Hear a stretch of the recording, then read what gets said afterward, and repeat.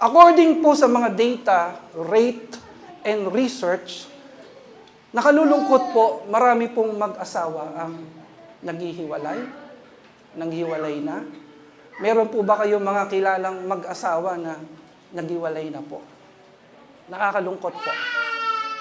Napakataas po ng data na yan. At sa isa pong pagsasaliksik, nakita po nila, dahil dito po sa pagkawasak ng pamilya, marami pong mga bata ang inabandon. Tingnan mo yung katabi mo ba? Katabi mo, tingnan mo nga kung mukha bang inabandon. Mukha bang iniwan sa simbahan, iniwan sa tapat ng bahay, iniwan kung saan-saan na lang, kawawa naman. Pero salamat sa Diyos, may church po na pwede niyang ituring pangalawang pamilya na mangangalaga at magmamahal sa Kanya. A recent WHO survey found there are 15 million single parents in the Philippines. Grabe po. Nasa 15 million daw po yung dami po ng mga single parents.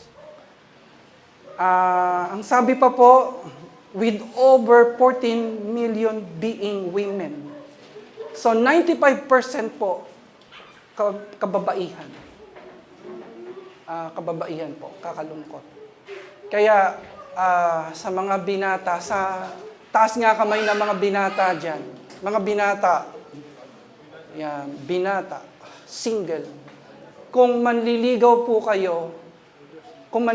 kayo, at pakakasalan niyo yung tao, pero iiwanan niyo lang din sa huli, maigi pa, huwag ka naman ligaw. Tama po ba mga sisters, mga dalaga? Di ba? Tama po?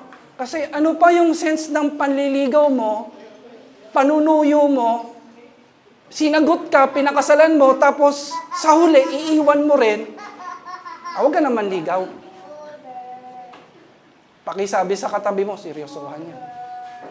Ang pagkawasak po ng isang pamilya ay isa sa root cause kung bakit marami po ang naghihirap. Isa ho yan sa dahilan.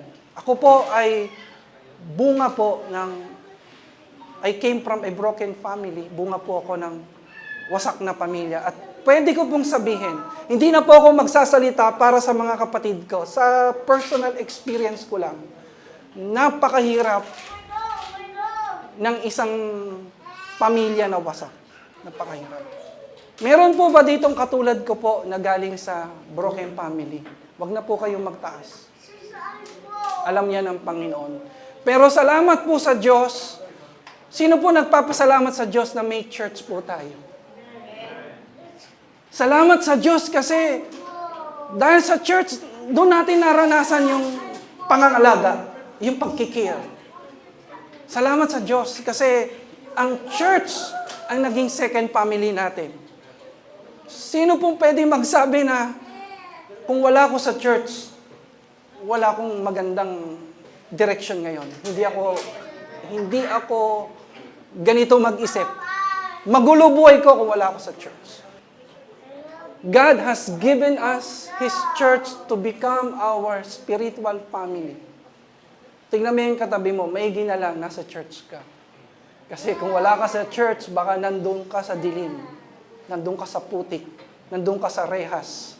At dahil sa Panginoon, mayroon kang bagong buhay. Dahil sa Panginoon, pinagpapala ka ng Panginoon. Pwede po ba natin purihin si Lord? Palakpakan natin si Lord.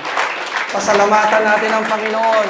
Pakitapik na yung katabi mo, praise God for your life. God has brought you in this church. Mahal ka ng Diyos kasi bago pa masira buhay mo, nadala ka na ng Panginoon dito sa church. Ang dami pong pwedeng maging tatay at nanay natin dito. Taas nga po kami mga tatay at nanay. Ayan. Kung wala po kayong tatay at nanay, nandito po kami. Na po, Satan is the author of destruction. Sa bawat pamilya na nasisira, makikita mo po, kilos yan ng kaaway. Agree po kayo dyan? Kasi po, lahat ng bagay na binilt ng Panginoon, gustong sirain ng kaaway. God is the one who built the first family. At gusto itong sirain ng kaaway. Pero salamat sa Diyos, kung ikaw ay nasa Panginoon, may magandang plano sa iyo ang Diyos. Kung ikaw ay nasa Panginoon, hahabulin ka ng pagpapala ng Panginoon. Amen. Gusto ko pong sabihin sa inyo na walang imposible sa Diyos. Ikaw na naglilingkod sa Panginoon, pagpapalain ka ng Diyos. Alam mo, unang pangako ng Panginoon, ang sabi po diyan sa Matthew chapter 6, verse 33, sino po dito inuuna niya ang Panginoon? Sino po dito na you put Jesus first in your life? Jesus is the number one first priority in your life. At ang sabi po ng Matthew 6:33, God will bless your life. God will bless your family. Unang pangako po ng Panginoon, the Lord is going to bless every member of your family. Pakisabi po, wow. Pagpapalain po ng Diyos, maniwala ka. Ikaw na naglilingkod sa Panginoon, magugulat ka na lang, yung ate mo gumaganda buhay. Ikaw na naglilingkod sa Panginoon, magugulat ka na lang, yung kuya mo na po-promote. Kasi pangako ng Diyos yan. Kaya sabi mo nga sa katabi mo, huwag kang titigil. Huwag kang titigil. Kasi yung paglilingkod mo sa Panginoon, yung pagsaserve mo sa Panginoon, nagdadala yan ng pagpapala. Bakit po? Bakit sila pinagpapala? Dahil sa iyo. Dahil sa iyo na nagsaserve sa Panginoon. Seek ye first the kingdom of God and His righteousness, and all these things shall be added unto you. At kung lahat tayo sa isang pamilya naglilingkod sa Diyos, buhos-buhos ang pagpapala ng Panginoon. Kasi yung isa nga lang humahatak na ng pagpapala. How much more kung yung buong pamilya naglilingkod sa Diyos? Bubuhos ang matinding pagpapala. Pwede po ba natin palakpakan si Lord? Hindi po yan sa akin. Hindi po yan sa katabi mo. Hindi po yan sa tao. Para po yan sa Panginoon. Malakas na palakpak at papuri sa Kanya. Lord, bless your people. Bless every member of our families. Hallelujah. Pangalawa pong pagpapala ng Panginoon, God is going to visit your family. Bibisitahin ng Panginoon yung pamilya mo. And He is going to save your household. Bibisitahin niya ng Panginoon. Pag bumibisita ang Panginoon sa pamilya, may ginagawa ang Diyos. May ginagawa ang Panginoon. Pastor, paano bibisitahin ng Panginoon yung pamilya ko? Magsesend siya, susugo siya ng mga tao. Magugulat ka na lang, yung kapatid mo, may nagsishare na sa kanya ng Word of God. Magugulat ka na lang, yung tiyahin mo, may nagpatanggap sa Panginoon. Kumikilos po ang Diyos. Sino po dito gusto niyang bisitahin ng Panginoon ang iyong pamilya? Ito po gagawin mo. I-invite mo kami. Amen. If you want to have a divine visitation in your house, please invite us. Birthday ng nanay mo, mawag ang aalis. Pagpe-pray po kayo ni Pastor. Amen. Hindi mo kinakailangan maghanda. Anniversary ng parents mo, mapawag po kayo aalis muna. Bibisitahin kayo ni Pastor, ni Ate Chris. Meron pong regalo. Meron pong ibibigay sa inyo. Pwede po ba yon? Pwede po ba yon? Pwede po mangyari yon. Nasa iyo lang po yan. Kung iaalaw mo lang na maging instrument ka ni Lord, maging channel ka ni Lord, maging tulay ka ng Panginoon, makakarating ang salita ng Diyos sa inyong pamilya. Acts 16:31, sumampalataya ka, ikaw at ang buo mong sambahayan, maliligtas, kapatid. Sabi ng Panginoon, dahil sa pananampalataya mo, dahil sa paglilingkod mo, isi-save ng Panginoon yung mama mo, yung kapatid mo, isi-save sila ng Panginoon. Hindi papayag ang Diyos na mahulog sila sa apoy ng impyerno. Hindi po papayag. Maniwala kayo, mga kapatid, pangako ng Diyos. Once na iligtas ka ng Panginoon, hindi siya papayag na mapahamak yung magulang mo. gagawa at gagawa siya. Pastor, imposible yung tatay ko. Napakahirap. Napakahirap niyang i-convince, yayain sa church. Sa tao mahirap, pero sa Diyos madali lang. Amen. Acts 16:31. Pag nagsimulang kumilos ang Diyos sa isang pamilya, susunod-sunod na yan. Pakisabi nga ng dahan-dahan sa katabi mo, nagsisimula na ang Panginoon sa pamilya mo. Nagsisimula sa iyo, kapatid. Nagsisimula sa iyo. Pagpapalain ka ng Diyos, babaguhin ka ng Panginoon, at makikita nila yan. You will be a blessing. Amen. Can we say amen to that? Amen. Ang sabi po ng Biblia, Genesis 12:2, basahin natin yan, I will make you a great nation. I will bless you and make your name great, and you will be a blessing. Kapatid, tingnan mo saglit. Hindi ka lang niya pagpapalain. Pakisabi nga sa katabi mo, yung sa balikat niya, hindi ka lang niya pagpapalain. Hindi ka lang niya pagpapalain, kundi He will make you a blessing. Nakukuha po ba natin yon? Nasasalo po ba natin yung word? Hindi ka lang niya pagpapalain, kundi gagamitin ka niyang daluyan ng pagpapala. Darating ang panahon, hindi ka nahihingi ng blessing kasi binibless ka na ng Lord. Can we say amen to that? Darating ang panahon, hindi ka na para bang nagmamakaawa na, Lord, bless mo naman ako. Lord, i-bless mo naman ako. Time will come. Iba na prayer mo, Lord, sino kaya yung pwede kong i-bless? I want to be a blessing. Taas mo yung kamay mo. Sabihin mo sa katabi mo, unahin na kita. Tabikin mo siya, pagpapalain kita. Pagpapalain kita. I speak blessing to you. Tandaan po natin, God's promises are conditional. Pakisabi po, conditional. Pag sinabing conditional, ang blessing ng Panginoon sa pamilya, hindi po yan makukuha ng para kang siwan tamad. Pakisabi nga sa katabi mo, huwag kang one tamad. God's promises are always conditional.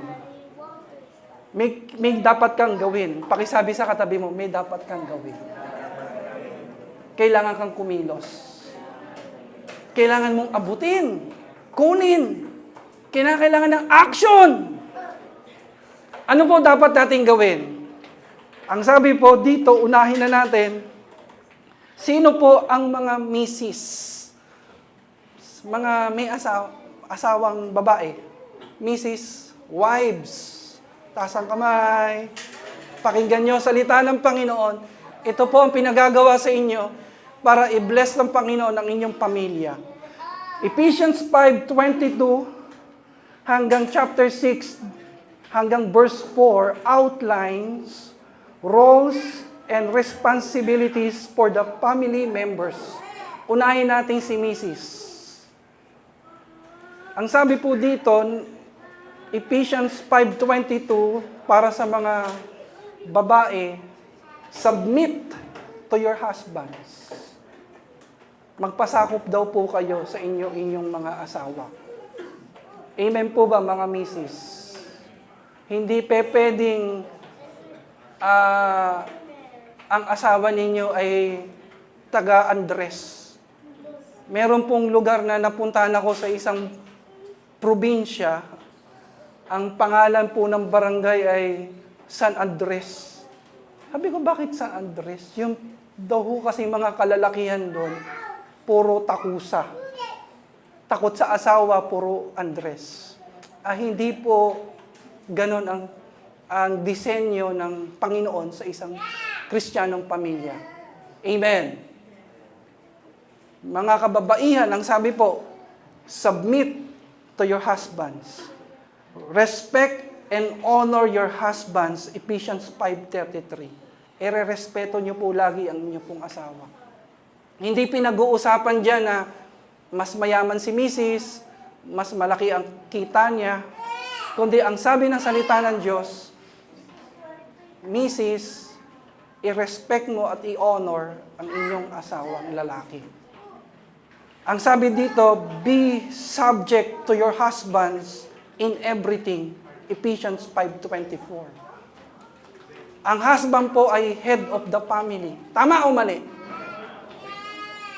Sabi po ng ibang misis, mga biro-biro lang, ang husband ko naman ang head. Ako ang leeg. Yung leeg ang nagpapagalaw sa ulo. Walang sinabi sa Biblia na kayo ang leeg, kundi ang inyo pong asawa ang siyang ulo ng inyong tahanan. At salamat sa Panginoon sa mga kababaihan natin na nandito ngayon. Sa mga misis na nandito ngayon. Bakit?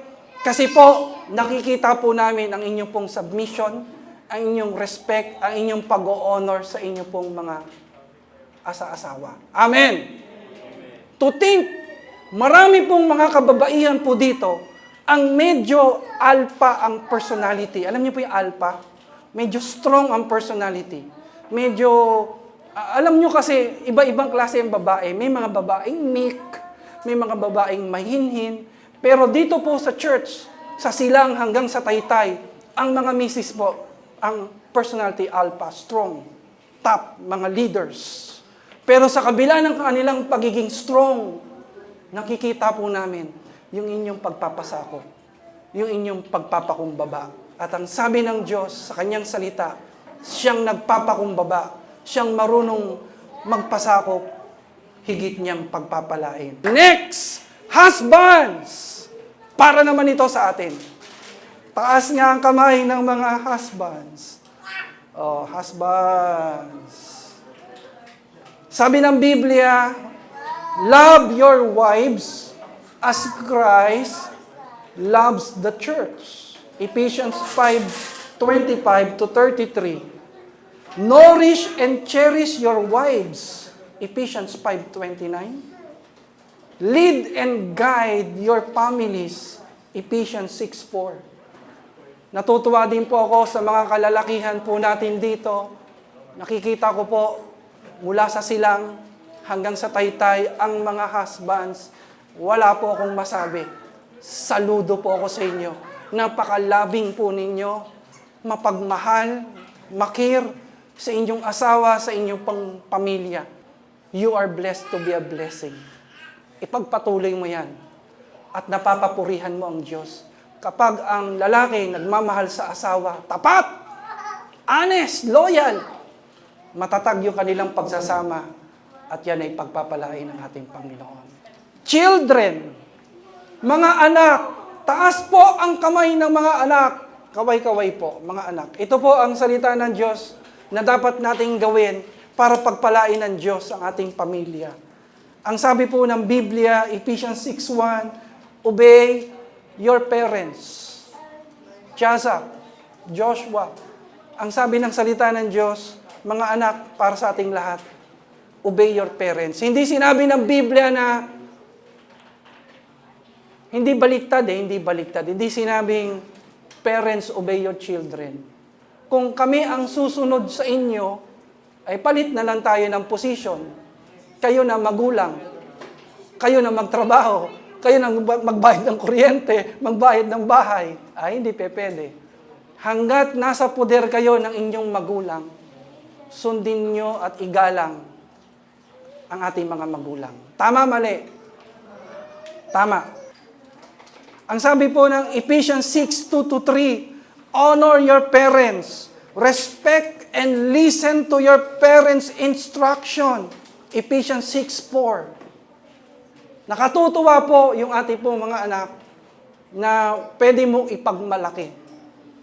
Ako po, pinagmamalaki ko po sa pangalan ng Panginoon, sa kapurihan ng Panginoon, yung ating po mga anak dito, yung po mga kabataan natin. Taas nga ang kamay ng mga kabataan po, mga anak. Taas nga po ang kamay. We are so proud of you. Blessed na blessed kami sa buhay nyo. Kasi nakikita namin yung pagiging obedient nyo, yung pagre-respect nyo sa inyong magulang. Nakikita po namin na kayo ay sumusunod. Pag sinabi ng magulang nyo na umuwi ka sa tamang oras, talagang tamang oras talaga. Huwag kang gagabihin sa pag-uwi. Ay, Inumaga naman. Biro lang ho. Talagang nakikita namin, masunurin kayo. Amen. Paano mo makikita na iyong anak ay masunurin? Simple lang po. Pag sinabi ng magulang na, anak, mag-aral kang maigi, tulungan mo ang iyong sarili. Parang kanta yun, ha? Ang sabi niya, Freddy, mag-aral kang maigi. Pag nakikita mong masunurin yung anak mo, talaga nag-aaral. Pag sinabi mo sa anak mo, nak, bawasan mo ang pag-ML, pagko-code M. Talagang hindi lang binabawasan, inaalis talaga. Sino po dito, mahal na mahal niya yung tatay niya at nanay niya? Taas nga ang kamay. Kaya lahat ng sabihin sa'yo talagang ginagawa mo. Kasi mahal mo sila. Pag sinabing, nak, huwag ka na munang mag-boyfriend. Talagang, di ka talaga nagbo-boyfriend. Di ba? Pag sinabing, huwag ka muna nak mag-asawa, mahal ang bigas, mahal ang gatas ngayon. Talagang nag-aaral ka muna maigi. Amen! Yung pagsunod mo sa magulang mo, pagpapakita na may respect ka, talagang ino-honor mo yung magulang mo. Praise God for that. Purihin ang Diyos. Now, sunod po tayo sa parents. Maiksi lang po ito, sa mga magulang. Parents. Ang sabi po dito, Ephesians 6:4, do not provoke your children to wrath. Bring up your children in the training instruction of the Lord. Ephesians 6:4. Provide spiritual guidance and discipline. Proverbs 22:6. Hebrews 12:11. Mga magulang, palakihin po natin ang ating mga anak sa mga aral at tuntunin ng mga salita ng Diyos. Kapag gagawin po natin ito, pagpapalain ng Diyos ang ating pamilya, ang buhay ng ating mga anak. Sa mga tatay po, ang tawag po sa atin ay Padre de Pamilya. Ikaw ang Padre de Pamilya. Ibig sabihin ng Padre, you are the first priest. Ikaw ang pastor sa pamilya mo. Ikaw ang gagamitin ng Panginoon to sanctify your family, to bring your family in worship and in service in Christ. Kapag gagawin mo ito, pagpapalain ng Diyos ang pamilya mo. Amen! Ito po ay para naman po sa mga employers. Sa Biblia, ang tawag sa employers ay masters, earthly masters. Sila po yung mga may-ari ng tindahan, may-ari ng isang negosyo, sila po yung mga CEO, sila po yung mga amo.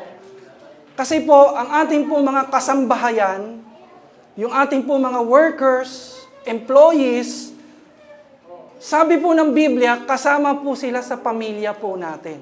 Kaya nga Christian family. Hindi po natin itinuturing iba. Iba yung ibang tao, yung mga kasama natin sa trabaho. Ang turing po natin sa kanila, ayan po, masasabi niyo po yan, ang turing po namin sa inyo, talagang mga anak, mga kapatid. Part po kayo ng pamilya. Amen. Ang sabi po ng salita ng Diyos, employers, Ephesians 6:9, Colossians 4:1, 1 Peter 2:18, ang sabi dito, employers, masters, treat your slaves with respect and kindness, knowing that God is their master too. Ang sabi po dito, respect and kindness, knowing that God is their master too. Sabi pa po, masters, treat your slaves with justice and fairness, knowing that you also have a master in heaven. Ganda po ng salita ng Diyos. Masters, provide your slaves with good treatment, not threatening them, knowing that God is their judge. Sabi po sa atin, kung may katulong ka, may tindera ka, may mga empleyado ka, tandaan mo, ikaw at saka siya, iisa yung big boss nyo. At siya ang ating Diyos. Kaya ang sabi doon, i-treat mo siya ng fair. I-treat mo siya ng tama. Akayin mo siya sa Panginoon. Nakatutuwa po tignan. yung pong mga kapatiran natin, hindi lang nila dinadala sa Panginoon yung kanilang pamilya. Unti po yung mga empleyado nila, dinadala nila sa Panginoon. Kasi po, pananagutan po natin sila. Amen? Amen po. Mahal po natin sila, kinikare natin sila, at gusto natin silang dalhin sa Panginoon.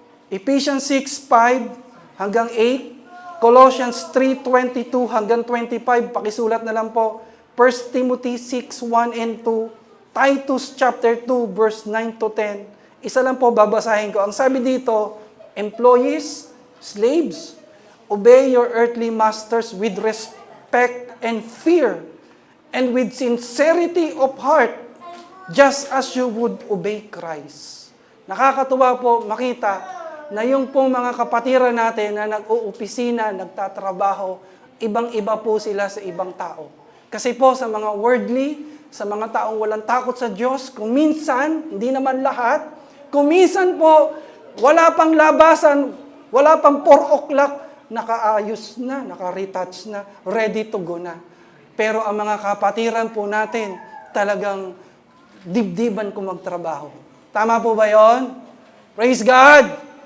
Tayo po, may takot tayo sa Diyos. Kahit walang CCTV, kahit walang nagbabantay, kahit walang tumitingin, we are honest, we are faithful, may integrity po tayo. Mataas po yung work ethics po natin. Kapag nagtrabaho tayo, parang iniisip natin, nakatatak lagi yung pangalan natin dyan. Amen.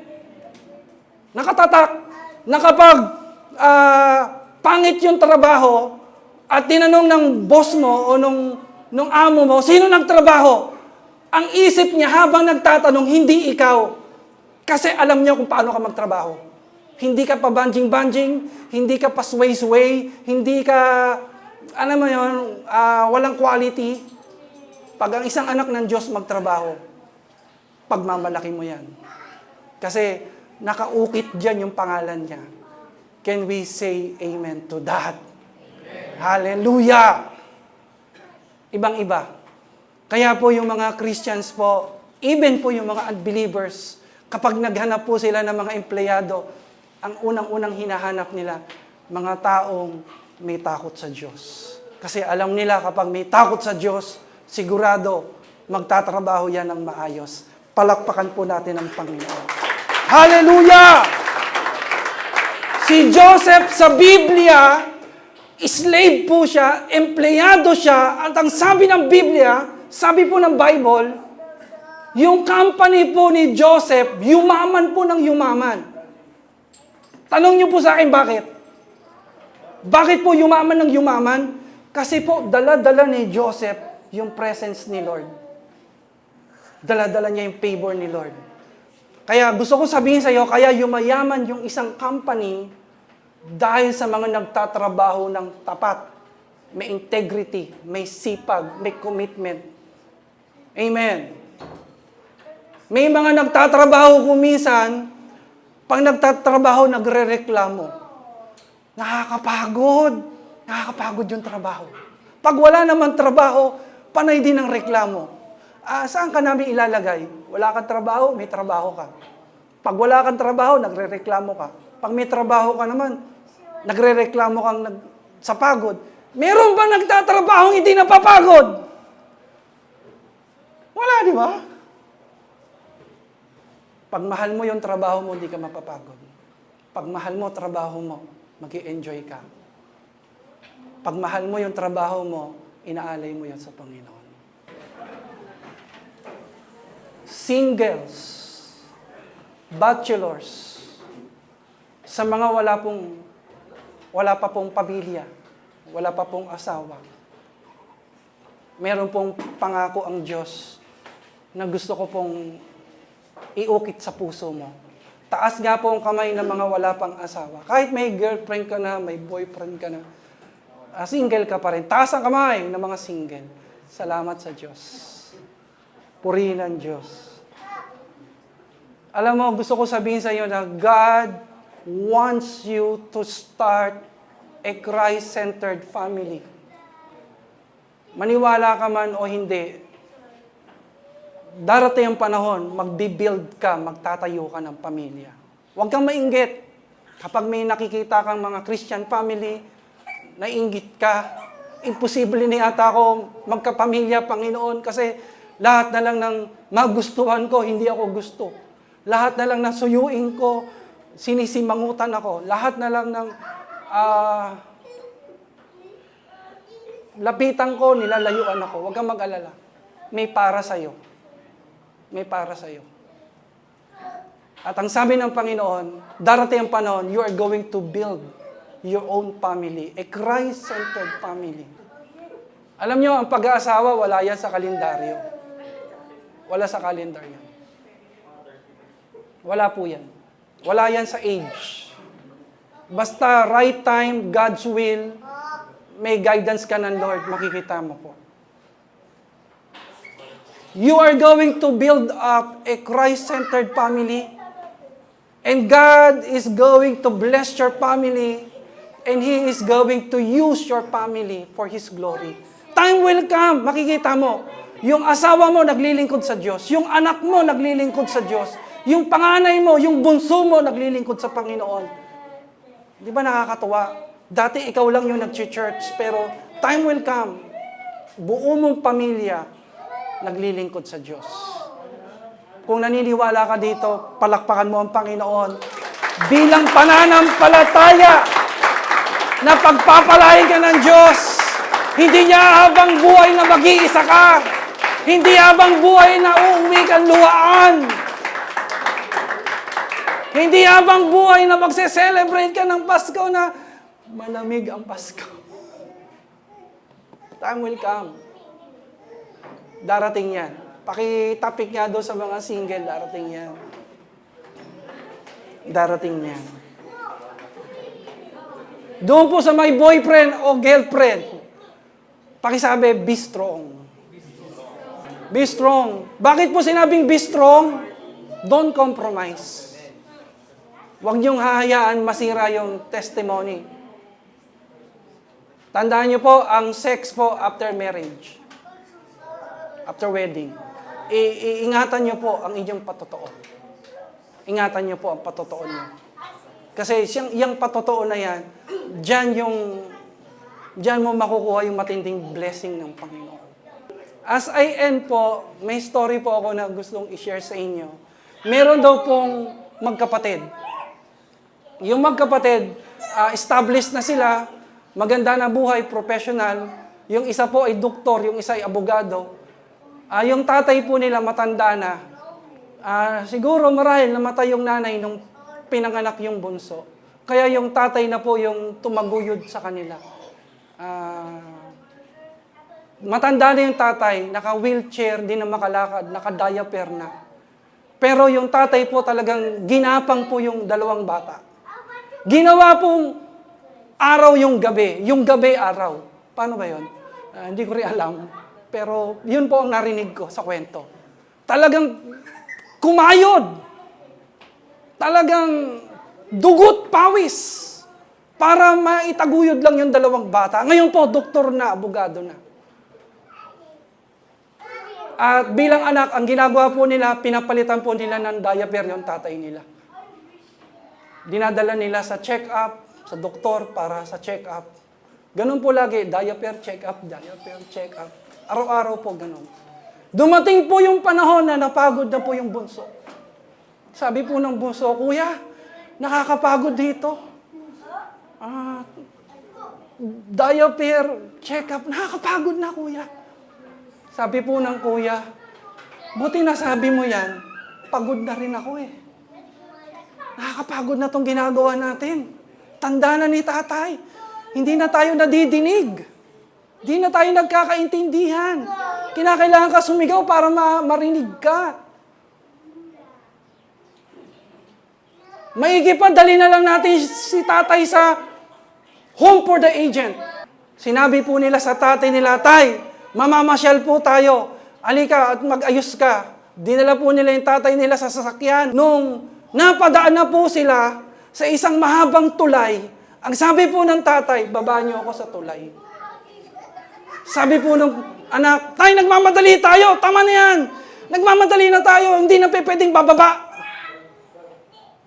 Sinisikmat yung tatay. Sabi po ng tatay, nak, baba niyo ako sa tulay. Sige na, baba niyo ako. Tay, bakit? Bakit bababa sa tulay? Baba niyo na lang ako sa tulay kasi tatalo na lang ako sa tulay kesa dalhin niyo ako sa home for the aged. Hindi ako mabubuhay doon nang wala kayo sa lungkot. Alam mo, nung narinig nila yung tatay nila, humagulgul po sila sa iyak. Sabi nila, tay, sorry. Patawarin mo kami. Hindi namin dapat naisip ito. Ikaw na naghirap para sa amin. Ikaw na nagsumikap para kami mabuhay. Tumayo kang tatay at nanay sa amin. Tay, sorry. Patawarin mo kami. Mga anak, mahalin niyo ang inyong magulang. Sabi nga, do not bite the hands that feeds you. Huwag mong kakaagatin yung kamay na nagpapakain sa iyo. Yung pastors, the spiritual leaders na nagpipid sa iyo ng Word of God. Yung parents mo na nagpipid sa iyo physically ng pagmamahal. Hindi po pwedeng pag matanda na sila, mawawalan na po tayo ng pasensya. Bago ka mawalan ng pasensya sa magulang mo, tandaan mo, ilang beses ka rin niyang pinalitan ng diaper. Napupuyat sila sa hating gabi para magpalit lang ng diaper mo para ipagtimpla ka lang ng gatas. Kaya dumating man ang panahon na hindi na po namin kaya, huwag niyo po pababayaan ang inyong magulang. Huwag niyo po pababayaan. Alam niyo, sabi ng teacher ko, kasi sabi nung mga kaklase ko, paano naman kung yung magulang mo hindi naging mabuti? Paano naman po kung hindi naging mabuting magulang? Alam mo, sabi ng teacher ko, tumatak talaga sa isip ko yon. Kung hindi naging mabuti magulang mo, maging mabuti kang anak para sa kanila. Tumatak po yun, di pa ako Christian. Kaya hanggang ngayon, nasa isip ko yon. Wala akong ibang gagawin kundi pasayahin ang tatay ko at nanay ko. At kapag ganito gagawin mo, pagpapalain ka ng Diyos. Maniwala ka. Lahat ng gagawin mo sa anak mo, lahat ng gagawin mo sa tatay mo, sa magulang mo, sa nanay mo, babalik yan sa iyo. Ako po, blessed po ako sa mga kabataan na nandito ngayon. Nakikita ko pagmamahal nyo. Sa mami nyo, sa papa nyo, grabe pagmamahal nyo. Gusto ko sabihin sa iyo na sobrang, alam mo yun, hanga kami sa inyo. Sobrang hanga kami. Kasi nakikita namin yan. Nakikita yan ng mga anak mo. Babalik yan sa iyo. Pagpapalain ka ng Diyos.